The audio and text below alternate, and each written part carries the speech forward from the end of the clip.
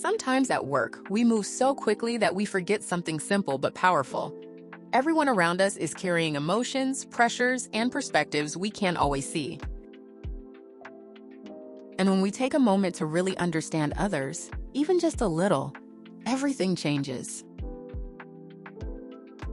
Conversations become easier. Conflicts become clearer. Teams start functioning with more trust. That's the heart of empathy, and it's what we're exploring today. When people hear the word empathy, they often imagine an emotional connection, like feeling what someone else feels. That's part of it, but it's not the whole story. There are actually two different forms, and understanding the difference helps us use empathy intentionally instead of relying on it by accident. The first type is cognitive empathy, which is more about understanding someone's thinking. It's not emotional. It's the ability to step back and see a situation through their eyes, like imagining how a coworker might interpret your feedback or how a teammate might respond to a stressful change. It's useful in leadership, negotiations, or anytime you need to make decisions while keeping others' perspectives in mind. It's deliberate and mental, almost like mapping out the way someone else processes the world. The second type is emotional empathy, and this one is more familiar. It's when you feel someone's excitement or stress almost as if it's your own. A colleague shares good news, and you feel the same spark of joy. Or when someone's overwhelmed, you pick up that tension instinctively. This type creates connection. It's what helps people feel supported and understood. Both forms matter, and we use them in different ways, but they don't come from the same part of the brain, and they don't demand the same energy. Cognitive empathy takes mental effort and focus. Emotional empathy rises from instinct, often before you even realize it's happening. When you're under pressure, juggling deadlines, or mentally drained, switching between the two can feel impossible. That's why empathy doesn't always show up naturally, even when we want it to. Stress can push us into one style or the other. Some people, when overwhelmed, default to a logical mode. They disconnect from emotions, rely heavily on analysis, and come across as detached even if they care deeply. Others go in the opposite direction and absorb everyone else's emotions until they hit burnout. The trick is recognizing what you're capable of in the moment and choosing which type of empathy you can offer without draining yourself. That's also why empathy isn't the same as sympathy. Sympathy keeps distance. It sounds like, "That's too bad." Empathy steps closer and says, "That sounds tough. How can I support you?"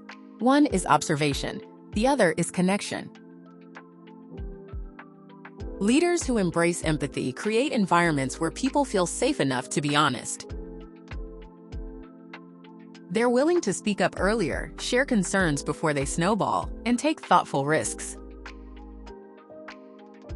That kind of psychological safety strengthens teams more than any process or workflow. People don't just manage tasks. They navigate emotions, uncertainty, and change. And when someone acknowledges those feelings without being overwhelmed by them, it stabilizes the whole group. Empathy also reshapes communication. You start asking better questions. You notice pauses, hesitations, or the things people avoid saying. You make space for voices that struggle to be heard.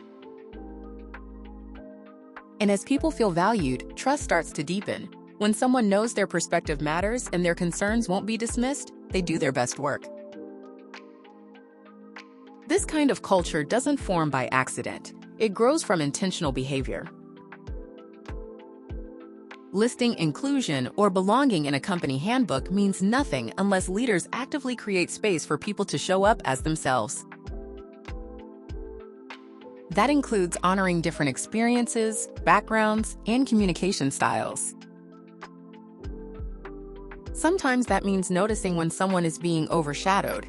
Maybe a quieter team member keeps getting interrupted, or their ideas get overlooked until someone else repeats them.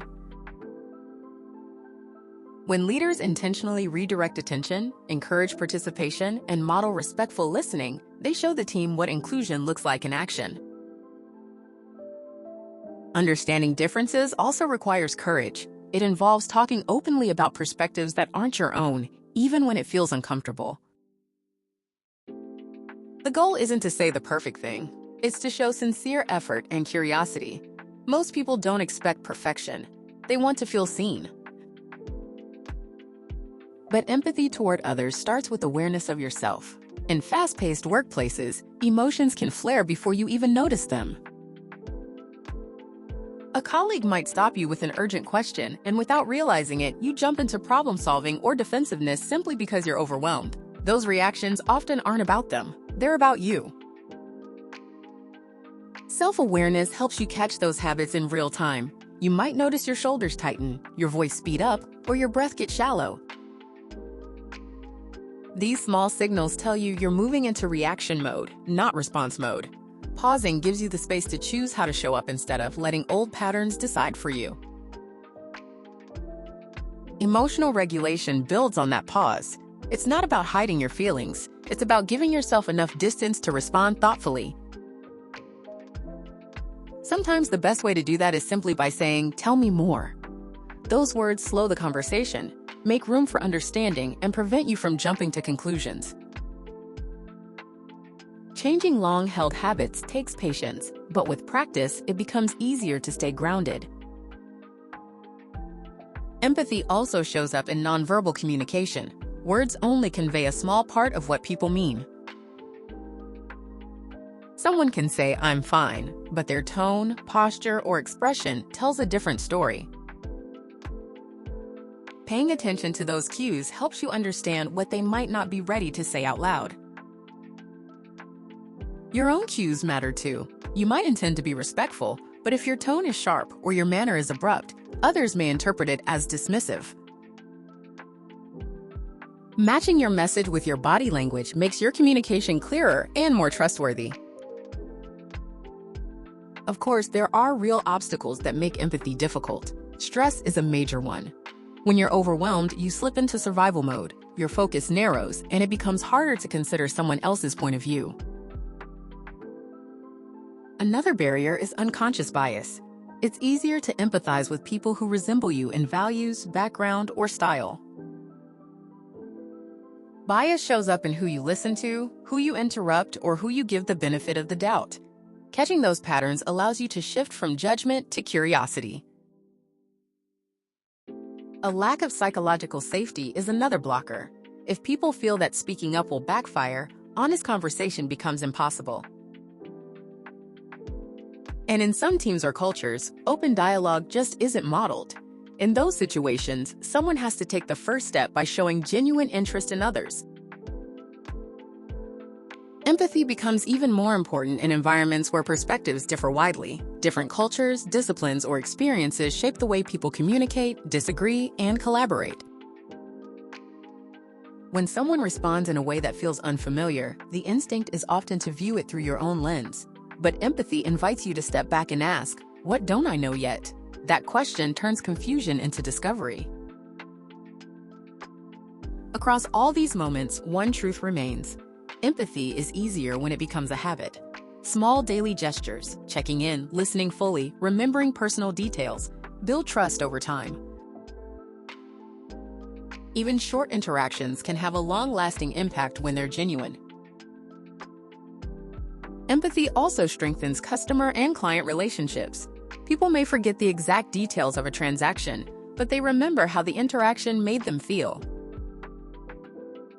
When someone is frustrated or anxious, responding with understanding rather than just facts creates loyalty. It shows that you see them as a partner, not just a task to get through. But empathy alone isn't enough for long-term sustainability. It needs boundaries. Without boundaries, empathy drains your energy, leading to resentment, stress, or burnout.